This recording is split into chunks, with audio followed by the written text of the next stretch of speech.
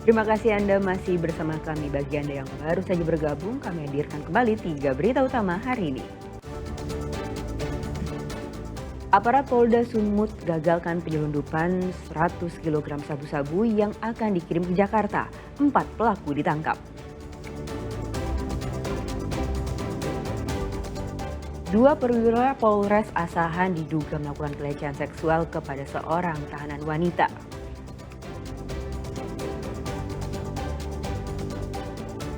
Rutin menabung selama 13 tahun, seorang pedagang ayam potong di Pasar Labuan Batu akhirnya berangkat ke Tanah Suci tahun ini.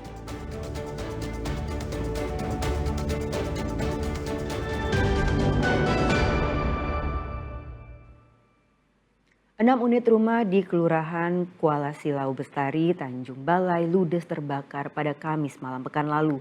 2 bangunan lainnya terpaksa dirusak untuk menghambat kobaran api agar tidak merambat ke bangunan lain di permukiman padat penduduk tersebut.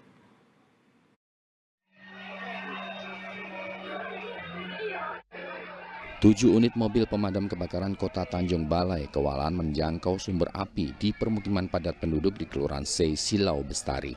Warga sekitar berupaya memadamkan api namun sia-sia. Api dengan cepat menyebar ke bangunan semi permanen lainnya. Harta benda pun tidak dapat diselamatkan. Api baru dapat dipadamkan setelah lebih dari 1 jam dilakukan pemadaman. 2 bangunan lainnya terpaksa dirusak untuk menghambat nyala api dan mempermudah proses pemadaman. Belum diketahui pasti apa penyebab kebakaran.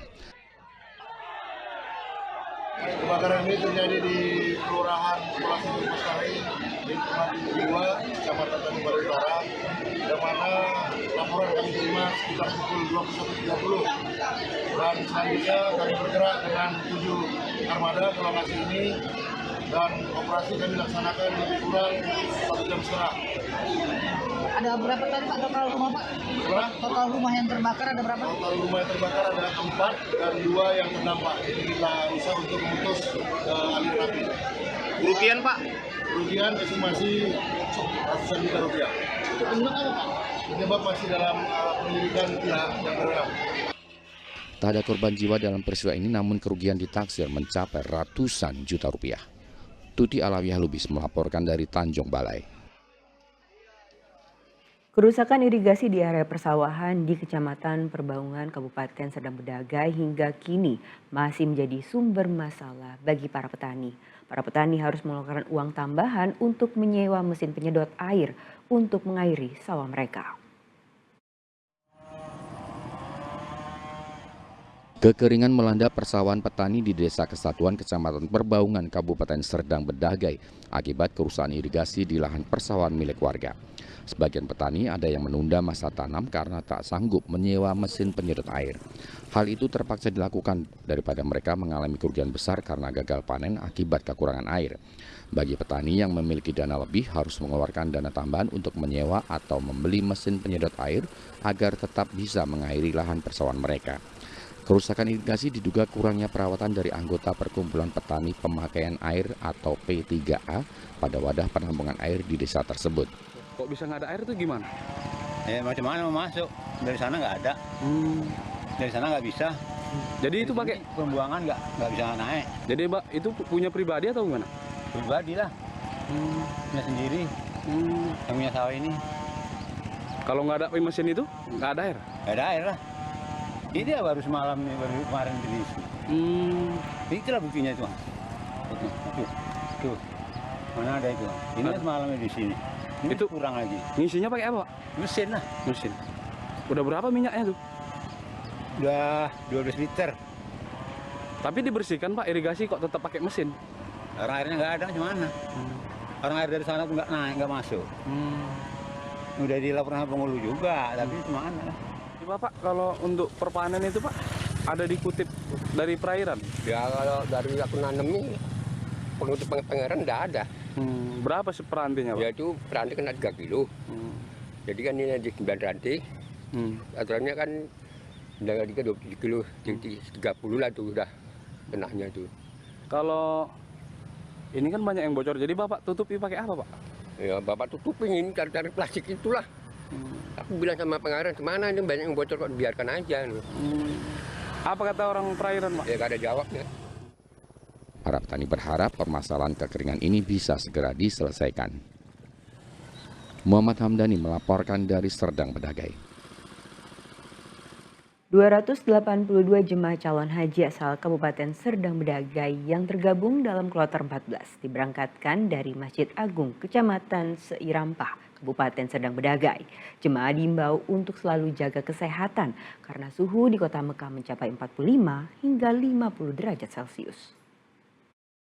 Sebelumnya, 282 jemaah calon haji asal Kabupaten Serdang Bedagai mendapat pembekalan dan memanjatkan doa bersama tentang keselamatan sebelum diberangkatkan ke asrama haji di Kota Medan untuk selanjutnya diterbangkan ke Jeddah, Arab Saudi.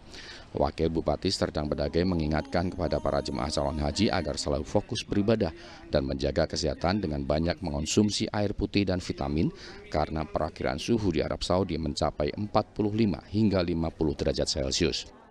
Agar tetap menjaga kesehatan karena kemungkinan cuaca di Arab Saudi pada saat pelaksanaan ibadah haji mencapai 45 derajat sampai 50 derajat. Tentu kita himbau agar para jamaah kita selalu mengkonsumsi air putih, mengkonsumsi vitamin dan obat-obat yang dianggap perlu. Kami juga mengajak para seluruh jamaah agar fokus beribadah. Ini hari Jemaah calon haji berharap terus diberi kesehatan dan bisa kembali ke tanah kelahiran mereka dengan selamat.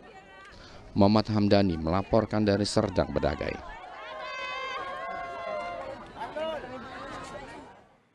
Menabung selama 13 tahun, seorang pedagang ayam potong di Pasar Tradisional Labuan Batu akhirnya terdaftar sebagai jemaah calon haji 2025. Ia berangkat ke Tanah Suci bersama sang istri.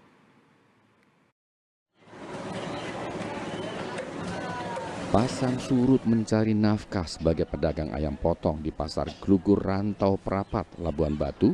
Kini Zulkifli Samsudin Pohan bisa tersenyum.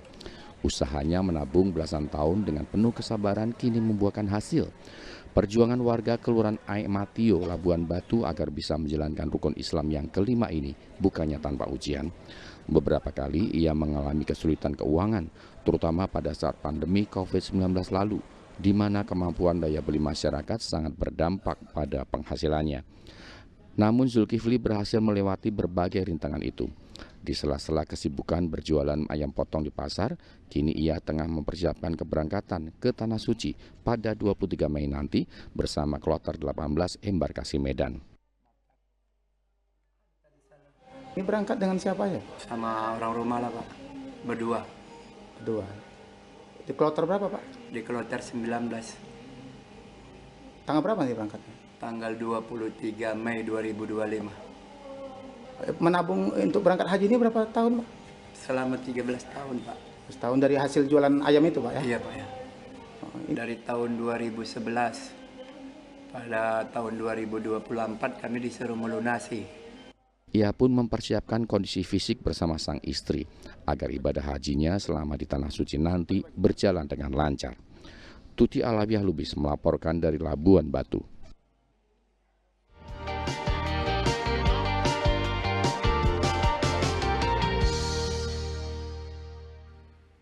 Laporan tersebut mengakhiri berita Sumut hari ini. Jangan lupa pastikan Anda subscribe channel YouTube Liputan 6 SCTV Daerah. Saya Nadia Kartika, berterima kasih atas perhatian dan kebersamaan Anda. Selamat beraktivitas dan sampai jumpa.